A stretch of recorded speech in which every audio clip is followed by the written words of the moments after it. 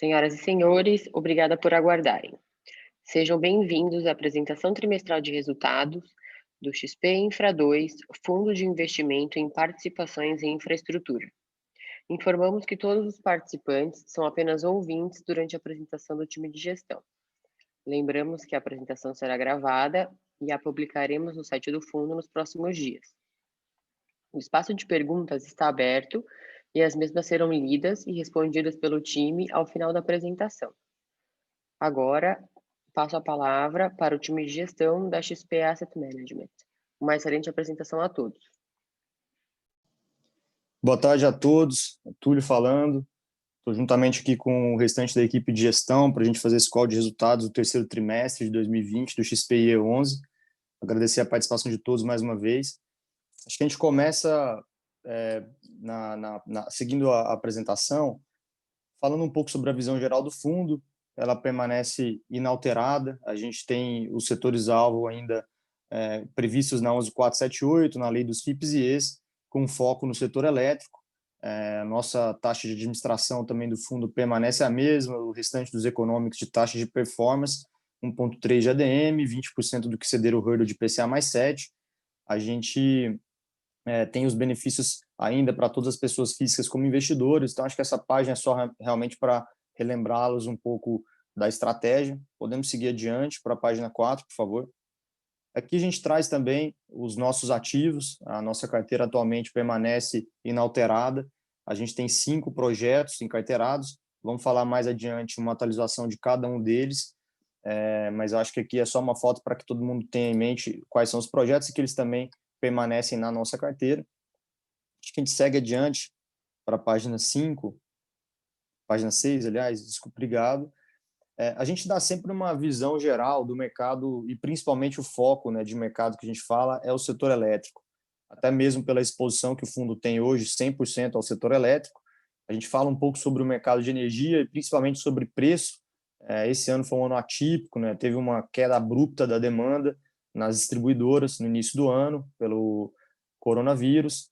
Agora, no final do último trimestre, já no mês de setembro, a economia, obviamente, começou a retornar e a gente teve, pelo fim do período de seca, a gente teve o período aqui de reservatórios um nível muito baixo das hidrelétricas. Então, o preço de PLD de energia voltou bastante, voltou a subir, e a gente fecha o mês então de setembro com R$ 262 o megawatt-hora. Acho que a gente teve meses aqui que chegou a negociar abaixo de R$ 100 durante o período da pandemia. Acho que olhando aqui para a agenda regulatória, a gente só comenta um pouco a respeito dos impactos que houve na economia pelo coronavírus, que eu já adiantei, principalmente em relação às distribuidoras. Felizmente, os nossos projetos aqui, o nosso portfólio, não houve um impacto significativo do ponto de vista de receita. A gente teve impacto, sim, obviamente, nos projetos que tinham obra em andamento, que tiveram alguns custos encarecidos, principalmente de matéria-prima, a indústria como um todo, de aço, de cimento, teve uma crise muito grande nesses últimos meses de abastecimento e também alguns problemas em algumas obras especificamente de casos de coronavírus, que a gente teve que realmente aumentar o isolamento social, alguns dias não conseguimos trabalhar, mas felizmente não houve um impacto muito significativo, as obras continuam com pequenos desvios aqui de cronograma, mas realmente que são contornáveis e para projetos em desenvolvimento não é nada material. Nós vamos falar um pouquinho mais à frente de cada um deles. Acho que a gente pode seguir adiante.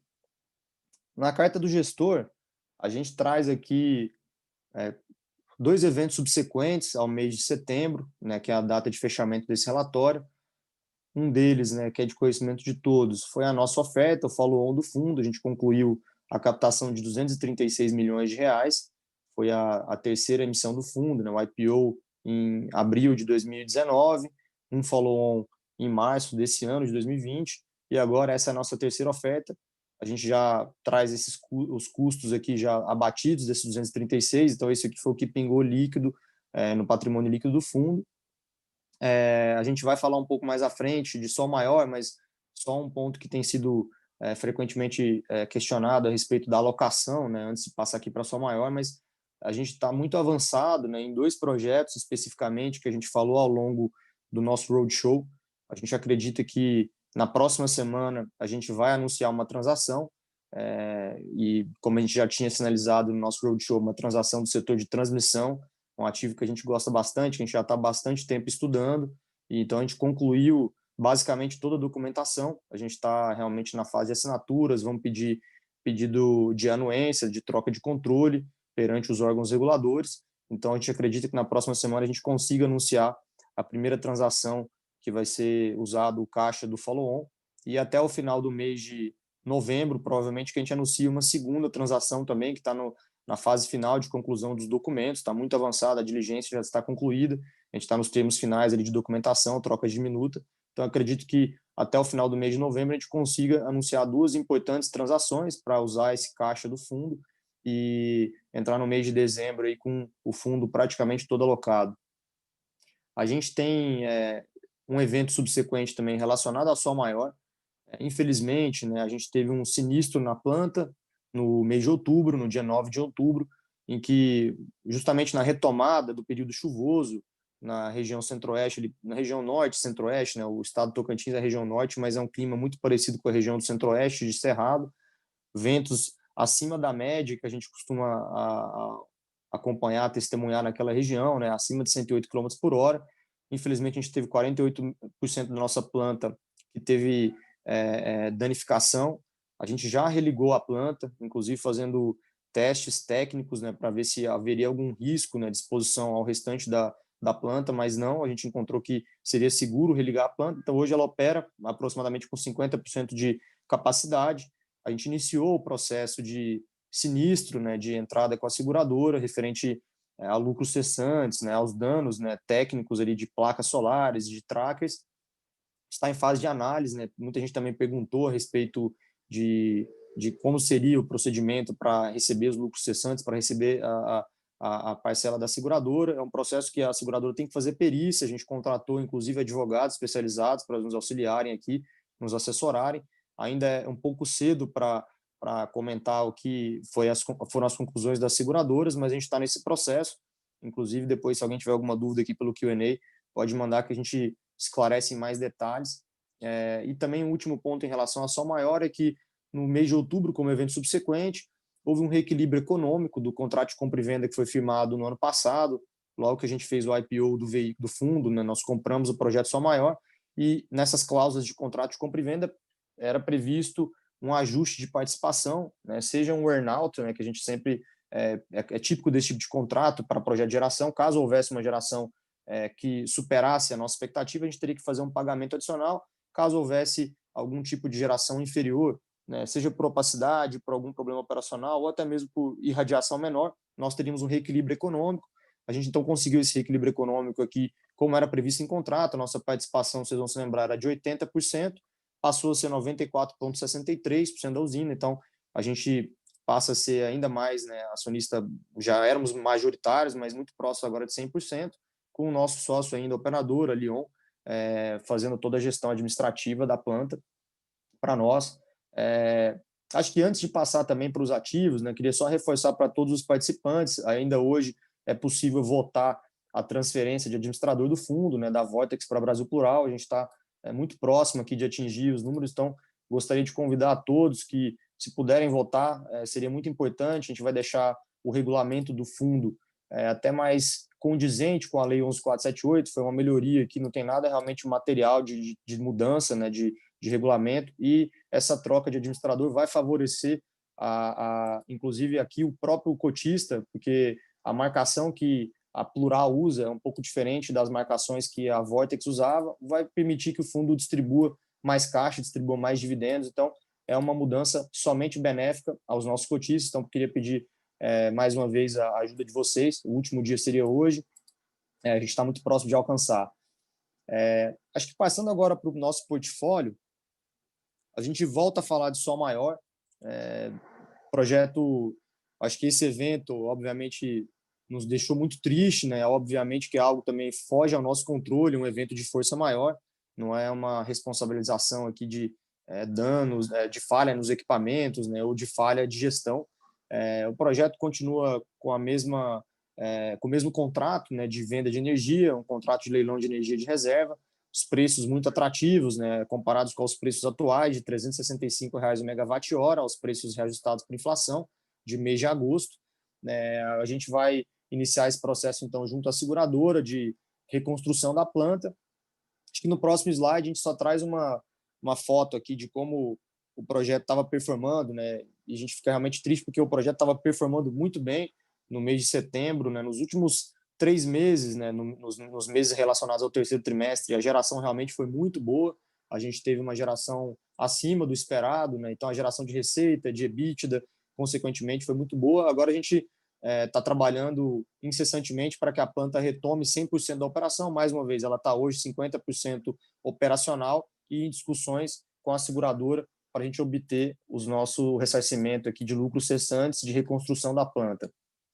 Vi que vai ter algumas perguntas relacionadas à sua maior, mais à frente a gente, concluindo aqui, responde todas elas, né, junto com o André também, que é do time de gestão que acompanha o investimento.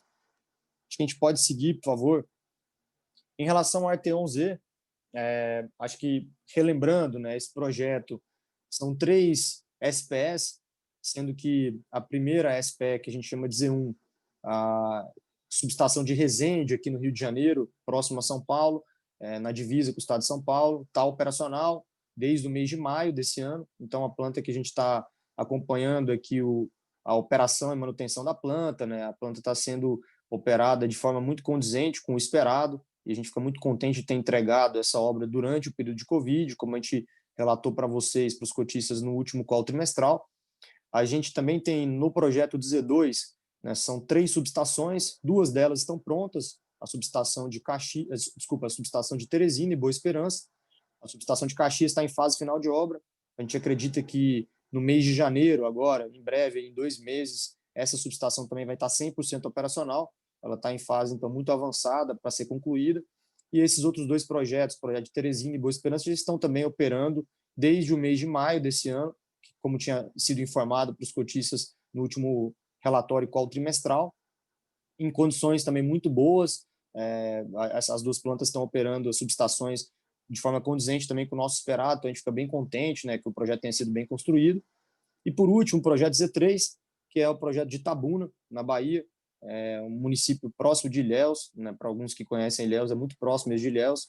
A gente está em fase avançada de obra. Essa obra ela é esperada ser concluída entre o final do terceiro mês do primeiro trimestre, ou seja, em março e abril. Então, a gente acredita aí, foi prejudicado recentemente o projeto, né, a construção, por chuvas muito fortes na região. A gente teve relatos lá de alagamentos, de danificação de algumas obras de fundações que a gente havia feito, que foram retomadas, mas nada, mais uma vez, que seja material. O projeto continua se desenvolvendo, continua chegando próximo de sua entrada em operação. Então, a gente acredita aí que no final do primeiro trimestre, início do segundo trimestre de 2021, esse projeto esteja 100% operacional, o projeto de Itabuna, que é uma subestação com 25 km de linha de transmissão. A nossa debênture, né, todos se lembram, né, IPCA mais 9,5, né, 33 milhões de reais, a exposição que a gente tem em Arteon. Eu esqueci de mencionar um ponto importante em relação à Sol Maior, agora que eu falei do montante de Arteon. Né? Sol Maior é um projeto que tem exposição de 25 milhões de reais, né, no nosso fundo. Então, várias perguntas que vieram para nós seria o impacto, né, de qual seria o dividendo, né, o impacto em dividendos e distribuições desse ano e do ano que vem pelo sinistro na planta de Sol Maior. A gente fez alguns cálculos, né, mais uma vez, são cálculos preliminares, uma vez que a gente não tem ainda a definição dos lucros cessantes, da retomada da planta, mas realmente foram impactos muito pequenos, pelo tamanho da exposição que hoje o projeto tem dentro do fundo. Né? O fundo é um fundo de 440 milhões de reais de patrimônio líquido, e o projeto é um projeto de 25 milhões de reais de investimento do fundo. Então, a gente acredita que o impacto seja por volta de 10 centavos por cota no ano de 2021. Esse ano, provavelmente, um montante parecido com esse, para menor também, porque a gente já estava no final do ano. Então, para que vocês entendam a magnitude do impacto, de fato, 10 centavos é dinheiro, é algo que a gente gostaria de ter evitado, mas, mais uma vez, foge ao time de gestão, ao nosso controle. E acho que a única segurança que a gente passa para vocês é que é um investimento pequeno e que o impacto aqui, embora de 10 centavos, não é tão relevante vis-à-vis o que a gente pretende distribuir no ano que vem. Sigo adiante, né, para o próximo projeto da Atom GD. Lembrando, esse projeto é um investimento de 40 milhões de reais, na estrutura também de debêntures conversíveis, né, como é o nosso projeto de Arteon, que nós acabamos de falar. E, desculpa, também esqueci um ponto de Arteon importante, né? O projeto está muito próximo de ser convertido, o projeto de Arteon Z, o projeto anterior. A dívida vai ser convertida em equity mediante 50% das RAPs estarem sendo receitadas, as receitas das transmissoras, as receitas anuais permitidas, desculpem, e 70% dos projetos que estão em obra sejam atingidos, né, o completion físico. Então, Caxias e Itabuna estão muito próximos. Caxias, inclusive, já está acima disso. A gente tem um avanço físico de acima de 80%, enquanto Itabuna a gente está muito próximo de atingir os 70%. Então, é possível que ainda nesse mês ou início de mês de dezembro, a gente passe, então, a ser acionista de Arteon, com a participação de 18,5% do projeto. Então, a gente fica muito contente que a conversão da debênture em equity é uma sinalização de que o projeto está muito próximo da sua conclusão completa. Mas peço desculpas aqui que eu esqueci de mencionar esse tópico. E voltando para a Atom GD, os nossos 40 milhões de reais na estrutura de uma debênture conversível, eram 10 milhões de reais cada uma das 4 debêntures, né? A gente tinha uma estrutura de step down, uma vez que os projetos entrassem em operação. Duas das debêntures já tiveram o evento de step down, né? Hoje ela já paga o IPCA mais 9, era sempre mediante a entrada em operação. Lembrando que nós temos 6 projetos, 4 projetos são operacionais. Na próxima página a gente vai falar um pouco do desempenho de cada um deles. Satisfatório, mais uma vez, a gente tem tido boa surpresa aqui com o desempenho dos projetos, e 2 projetos que estão em fase aqui de obra ainda, que é o projeto de Sextans 2, em Minas Gerais, e o projeto da Electro, que é um projeto que fica em Três Lagoas, no Mato Grosso do Sul. Também estão em obras, estão avançando cada vez mais e ficando próximo daí de entrada em operação. E a gente fica contente também aqui de que o projeto hoje ele já tem mais de 50% das receitas sendo entregues. A gente pode passar para a próxima página, justamente para falar um pouco do desempenho, né? Como eu havia adiantado. A gente fica muito contente, né, que a barra azul tem sido maior do que a barra das metas, né? Então, os nossos projetos têm gerado bem em linha ou até maior do que a expectativa que nós tínhamos, né, de meta de geração para todos eles, né? O último deles, que é o projeto de Anel Goiás, que é no município de Bela Vista de Goiás, ele entrou em operação há menos tempo, né? A receita full, né, do mês de setembro é a primeira receita que a gente consegue estampar, que também foi uma receita bem expressiva, acima aqui do nosso target, né, da nossa meta, de 1,57 megawatt médio dos outros projetos. Vocês podem observar também que a geração tem sido muito boa, então a gente fica contente com a performance operacional dos projetos da Atom GD, e eu sigo adiante aqui para as linhas da LC Energia. Em relação à LC Energia, né, relembrando um pouco também em termos de estrutura, né, uma debênture conversível de 55 milhões de reais, que cobra uma remuneração de IPCA mais 9,5% ao ano, com pagamentos semestrais, como vocês já conhecem, inclusive os rendimentos que foram distribuídos aqui, parte deles até hoje também vieram do projeto da LC Energia. A gente tem um avanço muito significativo, né, no projeto aqui do meio de Colinas, no Tocantins.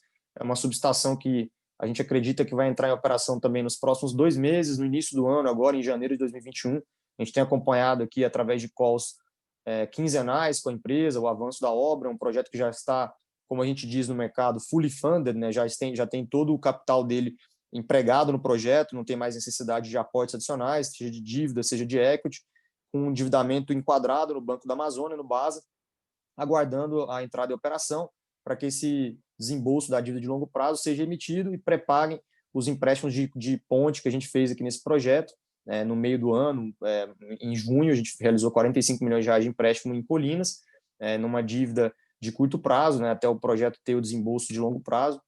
Os outros 2 projetos também, a gente já tem um avanço mais significativo, né, de projeto de Feira de Santana, na Bahia, o primeiro projeto aqui que a gente mostra, né, com subestações e com 54 quilômetros de linha.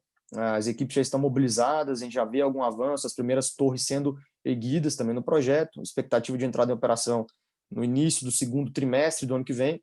E a gente também tem os projetos de Simões, né, que são 3 subestações na região, nos municípios lá de Simões, do Piauí, também com uma parcela de 30 quilômetros de linha de transmissão. A gente já vê um avanço dessas obras, com a expectativa de entrada também em abril de 2021. A gente fica muito contente com os avanços dessas obras, os empréstimos pontes também para a Feira de Santana e Simões já passaram a ser desembolsados. Lembrando que a dívida de BNB já está assinada, então a gente tem alguns ritos aqui de cumprimento, né, de emissão da fiança bancária, que é o Banco Santander que está fazendo essa fiança bancária para a gente começar a obter os desembolsos de longo prazo também do Banco do Nordeste, mas é cada vez mais próximo aqui a entrada em operação completa dos nossos projetos, né, tanto de Atom, Arteon e de LC Energia, então a gente fica bem contente aqui com esse avanço. Sigo adiante para o nosso último projeto, que é uma debênture que foi subscrita no mês de junho, uma parcela da debênture de Campitiba, um projeto de transmissão, que nós compramos 22 milhões de reais de uma debênture 12431, né, uma debênture incentivada de infraestrutura, que hoje carrega uma remuneração de IPCA mais 9, então uma remuneração bem atrativa, condizente também com os retornos oferecidos pelo fundo. Esse projeto também está muito próximo de entrada em operação. A gente visitou recentemente a obra, tem acompanhamento mensal com a Promon, que é o nosso engenheiro independente. A obra agora está na última fase, a entrada na subestação de Furnas para a construção de um anel. A gente acredita que nos próximos 45 dias essa obra vai estar concluída, provavelmente até o final do ano. E a gente já tem das 58 torres, 57,5, vamos dizer, já instaladas as torres, né? A última torre agora está ficando pronta até o final desse mês de novembro, e o início da passagem de cabeamento, né, dos cabos da linha de transmissão, que avançaram já mais 50%. Então, a gente está nos finalmente para a obra de Campitiba ficar pronta. Acreditamos que no mês de janeiro também haverá energização. A gente fica muito contente que 3 projetos nossos, então, nos próximos 2 meses, vão ser energizados.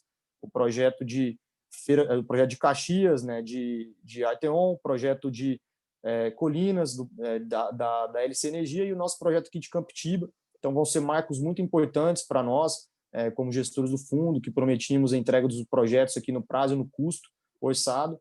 E é um projeto que, uma vez ele havendo a entrada em operação, após um ano, a gente chama o completion financeiro, né, que é a medição dos covenants financeiros, para que a dívida aí sim tenha a estrutura de step down de 9 para 7,5, e é uma dívida de 19 anos, com índices de cobertura muito folgados, né? Então, acho que a gente está bastante contente aqui com o desempenho do nosso portfólio. Acho que do lado dos projetos de atualizações, é isso. Vamos passar agora para as dúvidas aqui, pessoal. Fiquem à vontade para colocarem as dúvidas aqui no nosso Q&A. Vou dar uma lida aqui para começar a responder. Se alguém do time já quiser começar a responder, pode ficar à vontade também. André, Eduardo, Thomas e João. Acho que aqui tem uma primeira pergunta da Ariane, vou responder, em relação à previsão de rendimento, né, de 2021 e 2022. A gente, recentemente, Ariane, divulgou o nosso relatório, se eu não me engano, foi na terça-feira dessa semana, e a gente sempre dá a nossa expectativa de pagamentos do ano corrente e do ano seguinte, né? A gente ainda não tem expectativa para 2022, mas o que a gente anunciou, né, como uma expectativa de pagamento para o ano seguinte, para 2021, seria 8,20 por cota. Então, o impacto que eu mencionei de 10 centavos é visto aqui em relação ao relatório anterior, né, pelo evento de Sol Maior.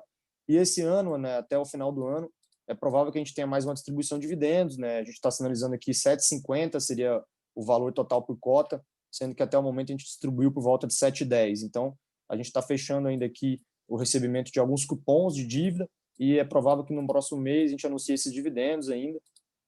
Então, essa primeira pergunta, acho que é isso. Não sei se tem alguma dúvida, Ariane.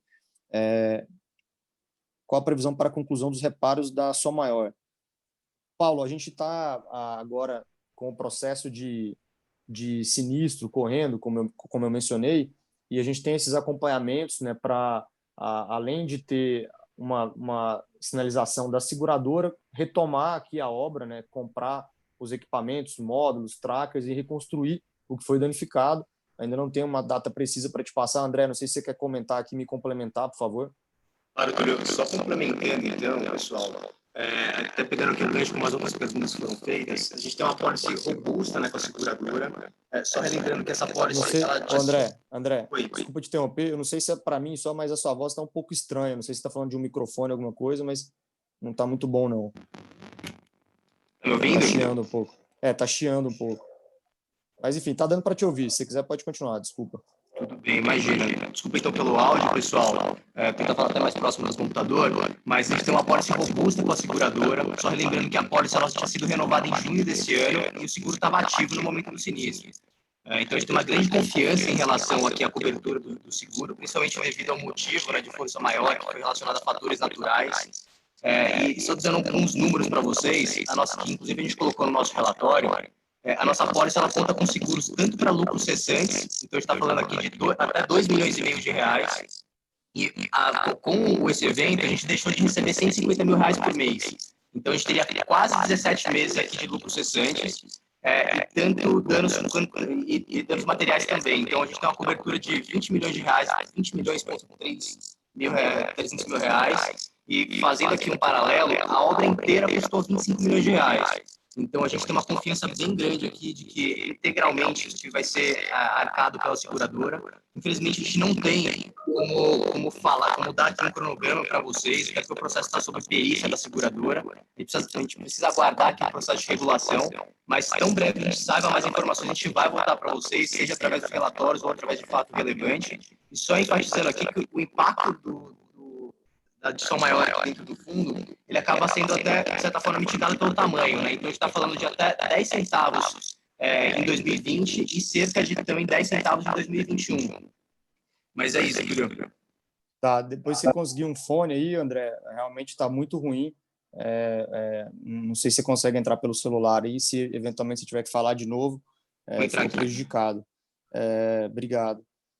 Acho que a pergunta seguinte que eu tenho aqui do Bruno Cardoso, né, após os sinistros e os 2 investimentos potenciais até o final do ano, qual a expectativa de dividendo por cota em 2021? Acho que a gente acabou de responder, Bruno, não sei se ainda ficou alguma dúvida. Foi a sinalização que a gente deu de 8,20 no ano que vem. Carlos Leão pergunta, boa tarde, qual o cronograma de pagamento de proventos para o cotista 2021? Exatamente essa resposta também. Eu acho que talvez você está querendo descobrir os meses, né, Carlos? Entendi. A gente não costuma falar com precisão exatamente quando vai ser pago, Carlos. O que acontece é, à medida que a gente recebe os cupons, né, ou dividendos, né, ou no caso, quando são créditos, dívidas, né, a gente vai recebendo esses cupons e vai pagando mediante os recebimentos. Então, a sinalização que a gente dá aqui é o dividendo anual, né, mas sempre a gente tenta espaçar aqui no mínimo semestral, se possível trimestral, né, como foi esse ano, foi uma recorrência melhor, até foi trimestral, mas a gente não costuma precisar exatamente quando vai ser pago, tá, Carlos? Recebendo a parte dos lucros cessantes do seguro, esses 10 centavos podem ser recuperados. O que a gente está fazendo, tá, Fernando, até para relembrar, acho que o André comentou agora também um pouco, não sei se ficou claro, Sol Maior, o investimento, a gente carrega 2 instrumentos, né, dentro do projeto. A parte que a gente carrega os 94% de participação, que é o equity, e a gente também subscreveu via o XPIE uma dívida, né, de 17 milhões de reais. Então, essa dívida é que recorrentemente pagava alguns proventos, alguns rendimentos do projeto Sol Maior para os cotistas. A gente, obviamente, como o projeto ele tem parcela significativa dele comprometido, a gente chamou, né, uma assembleia de debenturistas e deu waiver para que o projeto não pagasse, né, por hora esses cupons de dívida, né, tanto o serviço de dívida, amortização e juros. Então, a princípio, a gente tem que avaliar se seria realmente possível ser recuperado. A princípio, a seguradora tem, de fato, os lucros cessantes, mas alguma parcela aqui talvez não vai ser 100% recuperada. Então, não sei se você quer complementar, André, algum ponto aqui, se o seu áudio já tiver melhorado. Ele ainda não conseguiu ajustar, Túlio. Só um minutinho. O voz de Darth Vader aqui, o Fernando comentou, realmente está parecido, Fernando. E aqui, Ariane, obrigado, Ariane, a gente sempre vai prezar aqui pela transparência e vocês em primeiro lugar. Muito obrigado aqui pelo feedback. Uma pergunta do Décio também. Boa tarde. Qual o tempo previsto de análise do sinistro e eventualmente pagamento pela seguradora? Poderiam detalhar o que está coberto na apólice com a seguradora? Acho que já foi parcialmente coberta a sua pergunta, Décio. A gente vai trazer mais informações para vocês à medida que o avanço aqui da avaliação do sinistro, né, da perícia do sinistro, seja concluída e também, principalmente por esse auxílio que a gente tem agora de um assessor aqui especializado em seguros. A gente está contratando um escritório para nos assessorar, então a gente acredita que vai ser uma conclusão de sucesso, né? Realmente a gente está coberto, a gente tem plena convicção aqui de que os lucros cessantes e que o restabelecimento da planta, né, da parte técnica, a responsabilidade da seguradora, mas obviamente que é um período aqui de análise técnica pelo seguro, e a gente espera voltar com vocês em breve a respeito de notícia aqui de Som Maior. A sua próxima pergunta, Décio, é em relação ao caixa do follow-on.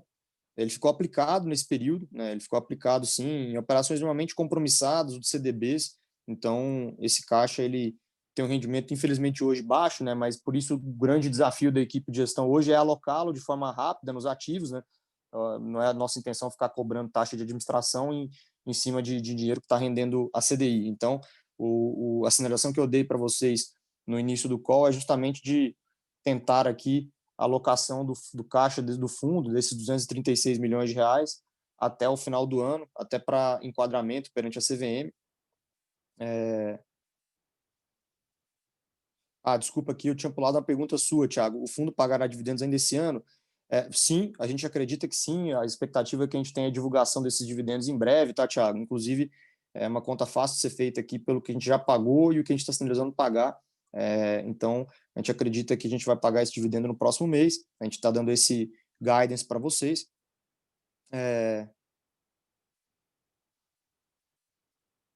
Décio pergunta, finalização do XPON impacta de alguma forma o XPE? Algum custo antes rateado fica concentrado agora? Obrigado. Não, Décio, a gente não tinha nenhuma relação com o XPON do ponto de vista de rateio, né, de custos, né, a operação do XPON era integralmente feita nas plantas pela Ômega, o sócio operacional, a taxa de administração era completamente apartada também, então aqui não tem nenhum rateio, nenhum impacto dentro do XPE, tá bom? A seguradora se pergunta aqui de Som Maior, eu não sei se, André, você quer detalhar um pouco mais aqui, voltou seu microfone? Voltei, Túlio, tá me ouvindo melhor? Bem melhor agora, cara. Vai lá. Ótimo. Pessoal, então, não sei se vocês tinham ouvido aqui, mas eu vou falar de forma breve, que eu tinha comentado. A gente tem uma apólice bem robusta aqui com a seguradora, que é a Fairfax. Só relembrando que a apólice ela tinha sido renovada em junho desse ano, né? Então o seguro estava ativo no momento do sinistro. A gente houve também uma contratação que tanto de assessores legais quanto técnicos, né, que assessoraram a gente no trâmite com o ANEEL, com o CCE, todo o trâmite legal mesmo que a gente tinha que fazer a partir do momento do sinistro, tanto com a seguradora, que já foi iniciado. Então, a gente tem uma grande confiança aqui em relação à cobertura desse seguro, principalmente relacionado aqui ao motivo, né, da força maior, que a gente está falando aqui que são motivos naturais, inclusive são bem descritos aqui na nossa apólice. E dando um pouco de número para vocês, a nossa apólice ela conta com seguros tanto para danos materiais, né? Então a gente está falando aqui de até 20 milhões de reais e 300 mil para danos ocasionados aqui por vendaval, por chuva e similares. E só relembrando que a nossa obra integralmente custou 25 milhões de reais. Então a gente tem uma segurança bem grande aqui de que o valor aqui vai ser suficiente para restabelecer esses 48% da planta. E a gente também conta com lucros cessantes, num valor de até 2 milhões e 500 mil reais. E fazendo um paralelo aqui, hoje o impacto na nossa receita é de 150 mil reais mês.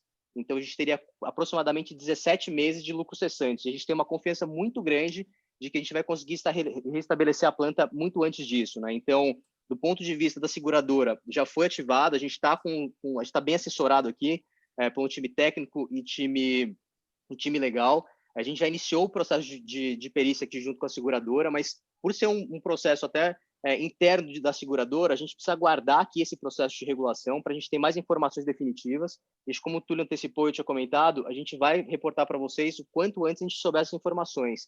E o impacto aqui dentro do fundo ele é limitado a cerca de 10 centavos aqui nas cotas de 2020 e 2021. Obrigado, André. Uma última pergunta que tem aqui do Décio, né? O follow-on atingiu o montante esperado por vocês ou ficou abaixo? Se abaixo, algum impacto em ativos que estavam no pipeline? Ele ficou abaixo, Décio. A gente passa por um momento aqui de muita volatilidade no mercado de capitais. A gente acreditou na reabertura da janela, né, para tentar o follow-on.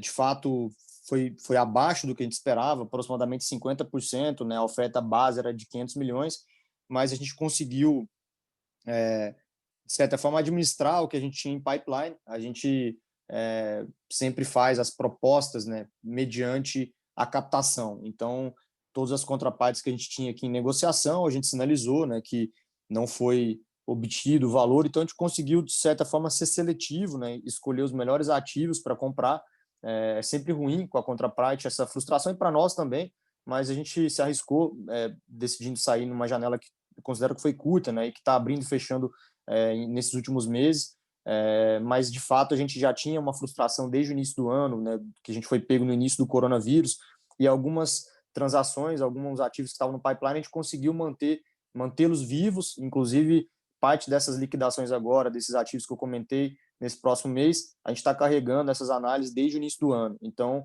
a decisão, na nossa visão, foi correta, embora tenha sido menor a captação, mas a gente vai fazer bom uso do recurso e de forma bem seletiva. Túlio, só comentando aqui uma pergunta que surgiu ao longo do call, até tinha respondido aqui separadamente, direto no chat, aqui para o André, o Eduardo falando, pessoal, boa tarde.